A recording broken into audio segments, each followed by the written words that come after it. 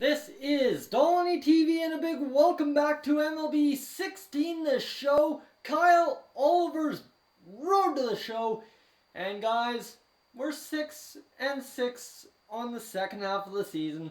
Oliver was an all-star down here in AA this year. And we're going to keep on going here. We're going to get a trade. And all of a sudden, Oliver's going to get a save opportunity right here, right now against Chattanooga. And you see Oliver is 25 saves deep in the year. That's pretty spectacular. I think he had 20 all of last year, so quite an improvement over last year to start off this year. He's had a couple more blown saves, but the other issue was he got bullpen time, not exactly closer's time last year, which was a minor issue for him. So here we go. We're going to get in and we're going to fire in the circle change to start off this at bat, and that'll be low for ball number one. So we'll go outside with the fastball, try and paint that low outside corner. Almost did it. Unfortunately, he gets a swing on it, and that will cost us a foul. That's okay. He's timing us up. There we go. Throw him off with that high curve ball, and that works just beautifully. So we'll come inside with the circle change, and that's going to work to our advantage. Looks like a pop-up into the stands. Stays 1-2, 4 pitches deep into this at bat. We're going to strike him out right here. There we go. That is perfect. I knew that was going to be a half-hearted swing coming from him. Juan Centeno coming up to bat. We're going to strike him out as well. Come on, let's do it. That's outside for a ball. Let's go in low inside with the fastball. 2-0, so tough to strike him out here, 2-0. But we'll get it going 3-0. Oliver all of a sudden missing his spots and costing himself some at-bat time. There's the nice goatee of Oliver's. And this is going to be, fouled off. Okay, so we've got it ran to 3-2. 10 pitches deep into this inning, and we're going to get a grounder off Oliver. And that will cross him up, and just not in time for a base hit. Oliver takes one off the ankles, can't find it, and that cost him a base runner, so no strikeout there. Curveball across for first pitch strike. Will come high and inside with that fastball, and that is perfect location. Just catching the corner. Low outside with the fastball, and that will be a good location if it was a two-seamer. But unfortunately, that's a four-seam straight fastball, and that's not getting the job done. This one lined up the middle. And that will be another base hit. So Oliver gives up 2 base hits here with only a 1-run lead. Dicey situation. Oliver, 1 out, a double play ball gets it done. We'll drop in the curveball here, and that one will come way too far inside. Oliver starting to lose control of his pitches. There's another circle change or curveball that's outside. This one going to be called on the black, a ball. So we just got to throw this one in the zone. There's a strike. So 3-1, he's ready to hit. We got to gas him. There we go, 95 miles an hour on the radar clock, and we're just going to keep blowing the fastballs by him. This one popped up, so a perfect pitch. And that will get the second out of the inning. So we're about to get out of this, I think. We've thrown the first pitch curveball 2 batters in a row. Let's throw the first pitch circle change. You see the result there. That's productive. And this is going to be a second fastball, and oh boy, he was way late on that 95-mile-an-hour cheese. And we're going in and high, and there's a strikeout. So Kyle Oliver comes out of the pen, gives up 2 base hits, gets 2 strikeouts in a pop-up. So again, weak contact, if any. Really, it was just a liner up the middle. Kyle Oliver, your player of the game in this one, getting the job done against Chattanooga. And we will go on to another game here, hopefully play the next game. And, a big trade's made. And we've got 445 training points. We will have to return home. The roster move has been made. Is this the call-up to AAA Kyle Oliver has been waiting for? I highly doubt it, to be honest with you. So let's see exactly what this is going to be. An autosave, and let's go to the next game. Jake Lamb coming to the Chicago Cubs for Francisco Cervelli, and oh boy, we've been traded. Okay, we've been traded to the Oakland Athletics, and we have been traded, and we stay down here in AA. That sucks. Kyle Oliver better than the AAA closers, so maybe, and I mean, he's almost better than Ryan Madsen and Nate Wadey, so we should be getting a call up to the MLB soon, or AAA at least. I don't know. Let's add to our stats here. This needs to be upped, and fastball break needs to be upped, and so does command, and there we go. That's 260 overall, and let's see what else can we up.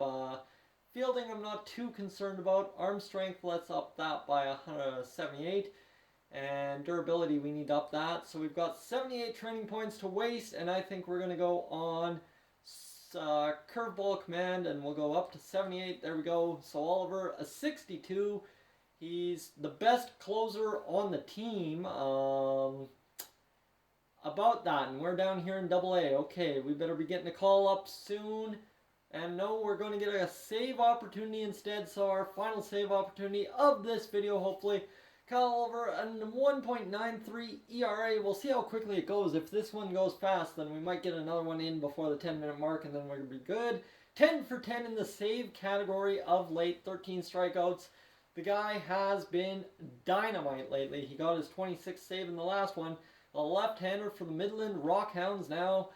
And we're going to drop in that circle change to start off this game. There's a first pitch strike. The first strike Kyle Oliver has thrown for Midland. And this one's going to be cut off and whatever. So the Chicago Cubs, the interesting storyline here is they had Kyle Oliver as a starting pitcher back in 2014. He decided to go, oh, we just blew the save. Okay, maybe I shouldn't be giving you a story time here. But we just blew the save, and, you know, that's not good. But, yeah, the Rockland Midhounds are now Kyle Oliver's second team in his career. One as a starting pitcher and one as a closer. So, Chicago, well, they just really weren't doing anything for him in that first career attempt by Oliver. He goes back to school for 2 more years and gets drafted to the MLB by the Chicago Cubs once more, and they give up on him as a closer. He is a stud closer, and they give up on him in an effort to, I don't know what they got back, hopefully nothing really. And Kyle Oliver is going to prove himself as the closer for the Oakland Athletics. There's a strikeout, and that's how you get it done. So we are 2 outs here in the top half of the 9th. We're going to get this one jaunted over into left field. It's going to drop off the wall. So close, but not quite. And we're going to come in with the circle change. This one blooped and in there. Oh, it wasn't really blooped. I thought it was a lot more blooped than that. That's a double. And oh boy, Oliver looking a little bit shaky. This is where I'd pull him, honestly. A little bit of nerves. Max Stassi in his debut for the Hooks. There we go. That's a solid pitch. We're going to drop in that curveball, and that's going to be a beautiful curveball. That had so much break to it. And Oliver's going to go on the circle change for the strikeout. This one's clubbed down into right field. That will be caught. And it looks like we are going to extra innings. We'll go play-by-play here. Yeah, sure we will. So that will be a strikeout. Oh, there we go. Base runner. Line out and line out. So Oliver getting back into the game? No. So we are out of the game.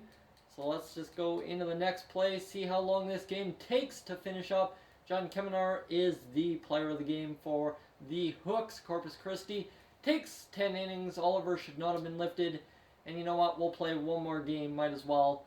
And we will get into it. So let's see if we can get a better result than a blown save here in Game 2 for the Midland Rockhounds. Oliver coming in, top of the 9th, 3-run lead. Shouldn't be able to blow this one. Oliver's had a problem with blowing saves this year, but I mean, that's also the problem with being in your first full year as a closer. When you get robbed of being a closer last year, it kind of plays in your brain that, hey, maybe I'm not as perfect as I thought I was coming into this team. And I mean, that plays to the demeanor of the Chicago Cubs, who are trying not to rush him too much. But this kid's ready for the next step, and he's just not getting it. So you got to think, well, if I'm not getting that next step and they're playing it safe with me, they played it safe with me for 2 years of my career when I was a starter and I got nothing. So why would I want to waste my time playing it safe? I want to be a closer to make it to the MLB. There we go, a strikeout for Kyle Oliver, and that's going to be a throw down to first. Tough on the lefties, and that's the way it goes. So Oliver's showing that he's ready to be that dominant force in the MLB. Even if it is a setup role, Oliver just needs to get there. He wanted to be a relief pitcher when he was a starter. They moved him to a relief pitcher. He did well there. He got his outs, he got his innings, and he was good. But as a starter, they always thought, well, this kid, he doesn't want to be a starter, but he can be a starter, and we need another starter. The Chicago Cubs at that point needed another starter. So you think back, they really need to reconsider what they're doing with Kyle Oliver. And you're going to see here, we're not going to be able to play our next game. So guys, that will wrap up today's episode. Thank you for tuning in to this edition of the Kyle Oliver Road to the Show. If you're new to the channel, please subscribe. If not, leave a like, and I will catch you guys in the next one.